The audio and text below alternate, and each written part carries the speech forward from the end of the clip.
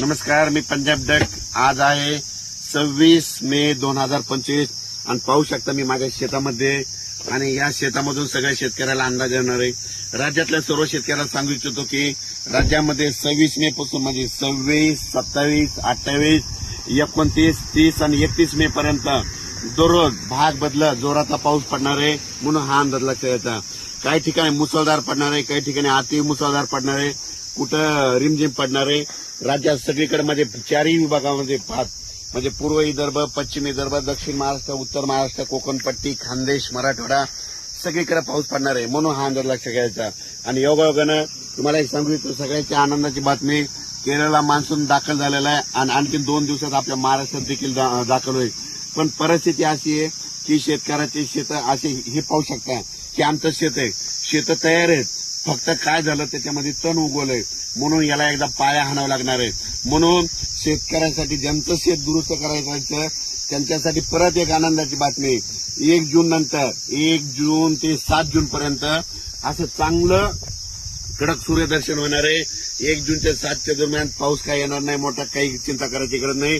त्या 1 जून पासून काय करा, तुम्ही संपूर्ण शेताची कामे आटकून घ्या, कारण की आता जर पेरलं तर संपूर्ण तणच उगवलंय शेताने. पाहू शकता की आम्ही रोटावेटर करून ठेवलं होतं, पण परत काय झालं, हे तण उगवलं.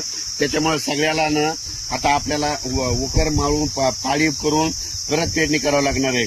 आणि ज्यांचं रान तयार आहे तर तुम्ही पेरू शकता, म्हणजे जमिनीमध्ये ओल खूप आहे, जवळपास आम्ही हातभर ओल गेलेली आहे आणि पाहू शकता.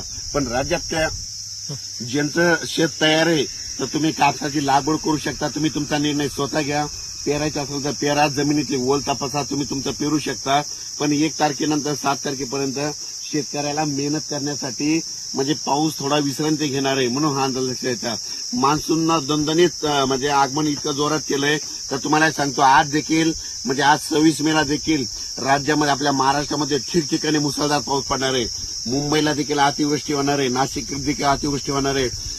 त्याच्यानंतर म्हणजे ह्या 31 मे पर्यंत मुंबई, पुणे, नाशिक 2, त्याच्यानंतर बीड जिल्हा, त्याच्यानंतर कडा, आष्टी ह्या भागात देखील मुसळधार पाऊस पडणार आहे म्हणून हे लक्षात येतं. सातारा, सांगली, सोलापूर देखील खूप पाऊस पडणार आहे म्हणून हे लक्षात येतं.